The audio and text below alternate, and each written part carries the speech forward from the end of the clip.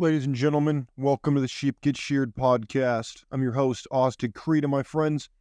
Today we're going to talk about greatness. What is it? How do we get to it? And what does it even mean? But before we really dive into greatness, I want you to listen to the following, and I want you to ask yourself what it is that you think about it. Let's listen to this. A wise man once said not to be afraid of greatness. Some are born great, some achieve greatness, and some have greatness thrust on them. What do you guys think about the idea that some men are born great, some achieve greatness, and others have greatness thrust upon them? You know who it was who said that? In that clip, it says a wise man. The man in question was William Shakespeare, the famous playwright. It was him, and I believe it was in A Midsummer Night's Dream that he wrote that. I believe that is the correct play. I could be wrong about that, but I know he wrote it. And when we get down and dirty to this conversation, we need to really think about what does it mean to be great? Because we look at history books, we could talk about Alexander the Great. We could talk about the Persian, what was the Persian guy's name? Cyrus the Great. We could look at these men who were called great. But what does that mean? What does it mean to be successful? What does it mean to be great? If you think that we're just talking in the abstract, you're mistaken. In fact, it's very common for people to consume the self-help type content where they're like, oh, I want to be better. I want to have six-pack abs, and I want to have a hot girlfriend, and I want to have all these things. And it's all centered around this idea of besting hypergamy. If you don't know what hypergamy is, well, I'll define it for you in case you're new to this side of the internet or you're new to this discussion. Hypergamy is the idea that a woman wants to get the best caliber man to create the best offspring, have the best chance of survival for both them and herself. That is hypergamy.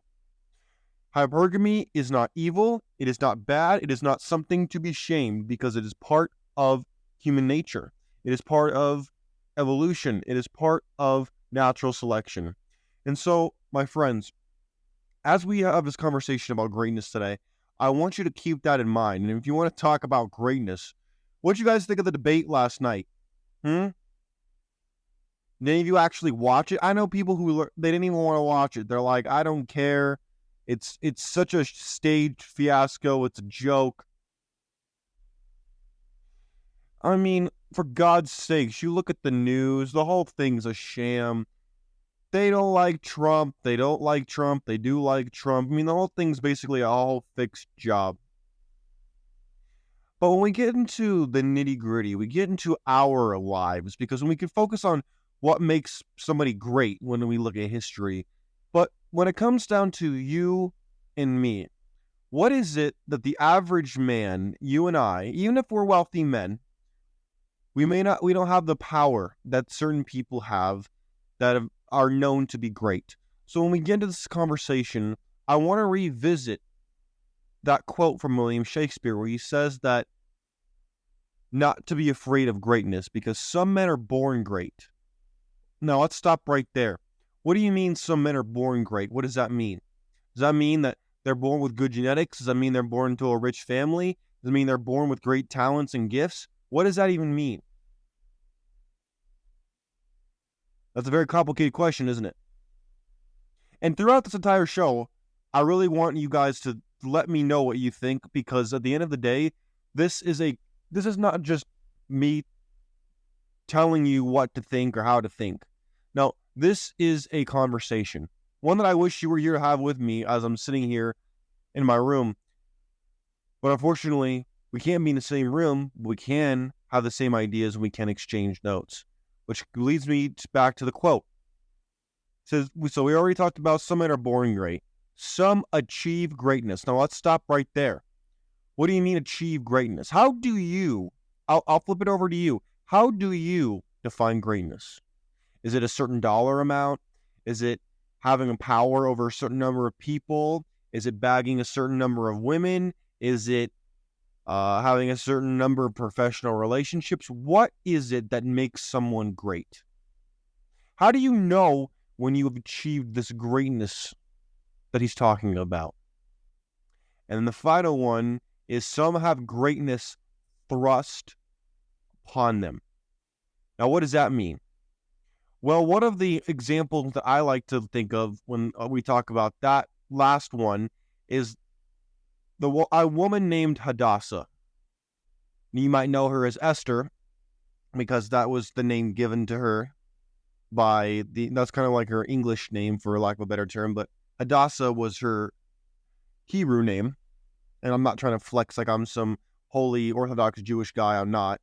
I was raised Christian. I still consider myself a Christian, even though I really respect Judaism and I have a deep appreciation for it. So when we talk about Esther, she was a great example of God put her in a place to do a lot of good and to make really tough choices. Now, while you may not be put in a situation like that, you can be put in a situation where you are given opportunities. You are given a chance to do good, both for yourself and for others. And the question becomes, when you have greatness thrust upon you, are you going to go for it or are you going to let it slip by? And there are songs written about this that Eminem used to write before he sold out, in my opinion. But this all stems back to, why is it that we are obsessed with greatness? What does it mean to be obsessed with greatness? What is it mean to be great? If you think I have all the answers, you're actually wrong. I'm not here to tell you definitively what is great. I'm here to ask the question. Because at the end of the day, what I think will probably not be what you think. Even though I think I'm right, who doesn't think they're right? When we ask about greatness, I think greatness is achieved when you have a goal and you're actively working towards that worthy goal you have set. The achievement is obviously great, but it is pushing through the hard times, the uncomfortable times, the uncertainty that makes you great. It is being able to encounter adversity and not give up, not give in, not throw the towel in, but instead push even harder than last time to find a way to make it happen. That, my friends, in my opinion, is what makes somebody great. Now, obviously, when they reach the end and they've achieved that goal, they finally can prove that they are great to the world. But they become great to themselves when they are able to push past the difficult, hard, and horrible times in their life to get to that point when then people see them winning. Then people will start to care about, how'd you get here? How did you do it? How can I do it? But they don't care about you when you're in the gym. They don't care about you when you're grinding 12 hours a day at your new job or your side hustle. They're not paying attention then. They'll think you were just born great, when in fact it has nothing to do with how you were born and everything to do with what you put into the bank. Time after time after time after time you put in, and eventually you started to hit that compound interest. And before you knew it, you had achieved what you'd set out to do. Most people are afraid of greatness because they don't know how to achieve it. They want a shortcut. They want the easy fix. There is no such thing as an easy fix. It is only through hard work, determination, and good old elbow grease that you're going to get there. That's what I think. Anybody want to come in here and tell me otherwise? I'd love to hear it.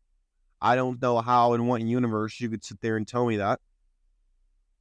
But hey, if you want to make that argument, you're welcome to do it. But I really wanted to return to this idea of, what does it mean to be born great? Do you think you were born great, or do you think you were born average, but then became great through your own hard work? Or maybe somebody thrust greatness upon you, whether it be God, men, somewhere in between, if such a thing even exists. I think most people who are great, they achieve greatness. Now, are they born with an advantage? Maybe. But there are very few men, in my opinion, who are born great. And I think there are even fewer men who have greatness thrust upon them, and then in an effort to be worthy of their station, they rise to the challenge. Most people are not given opportunities like that. Most men are not given opportunities in general. They're just given reasons why they're no good and they're garbage, especially today. It's both a blessing and a curse to be a man, and I'm not here to sit here and whine and complain about being a man. In fact, I think I leave that to the weaker men. I never understood the channels on YouTube and on Rumble and all these places. They want to like make fun of chicks or try to tell women, oh, hey, women, here's what you should do. Here's what you should be attracted to, blah, blah, blah. I find the whole thing stupid. You want to know why? Because they're like men who are more weaker by nature are attracted to greatness. They want the best they can find. Now, are they delusional? Yes, we all know that. Does that change the fact that they want greatness? Of course it doesn't. It changes nothing. So why the hell do people waste their time trying to logically make sense of something that is biological, emotional, and subliminal? That's my question. But I guess it all comes back to being born great, achieving greatness, or having greatness thrust upon you. Does anybody think there's a fourth option or a fifth option outside of the three that we outlined, that we quoted from William Shakespeare? Does anybody have any other ones they want to add that they think should be on that list? Because that's another interesting question. A lot of us are exploited into thinking that we can't achieve greatness without blank, without something else. Instead of just putting in the work, taking the risks, losing over and over again until we eventually win, we're convinced we should find a shortcut, that there's a better way, a faster way, an easier way. And that is how, in my opinion, a lot of people are misled and exploited. They're sold the easy fix when such a thing does not exist and has never, ever existed. There is no such thing as an easy fix. There is only hard work, brains, and people who stick with it. That's what I think. Anybody want to come in here and tell me otherwise? Maybe there's an argument for it. I don't think there is, but maybe there is, and I'm not seeing it. I'm not here to argue advantages. I think I'd rather argue about what makes a man born great. Is he just is he born a Chad where he has all these muscles and a nice jawline and all this stuff? Is that what makes a man great? Is it his intellect?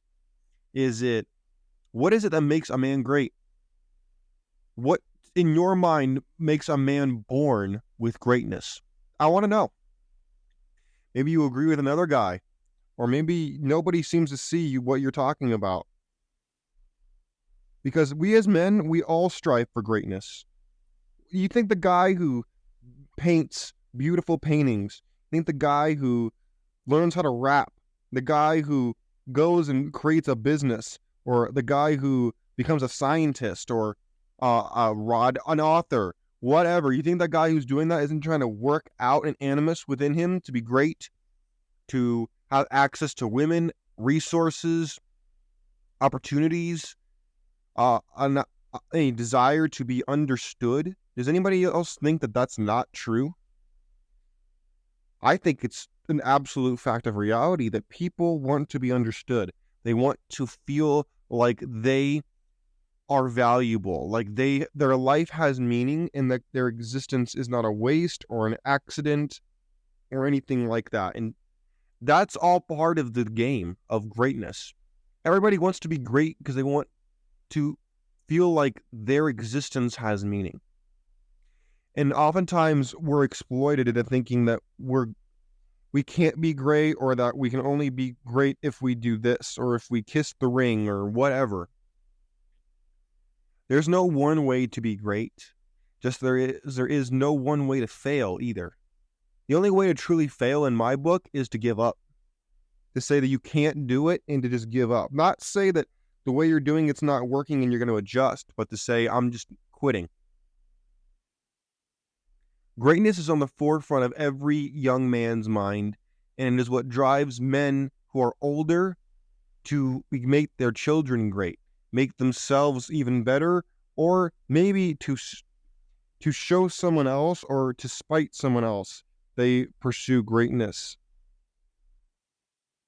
We all secretly want to be great, but only a handful of us are willing to pay that price, willing to risk it all, and maybe even lose a couple times to get to that point. That's what I think. What do you think? Let me know what you think. What is it? What do you think of yourself? Were you born great? Have you achieved greatness, or was greatness thrust upon you in some way, whether it be cosmic or ordinary? I'd love to hear it. My friends, take care of yourselves. Ponder on this question, please, because greatness is something that all of us want. Might look different, but we all want it. So the question then becomes, how do we achieve it, and how do we avoid the pitfalls and the rabbit holes that can lead us to taking longer to get where we want to go? Take care, my friends. I look forward to seeing your comments below. Until next time, take care. I'm out. Peace.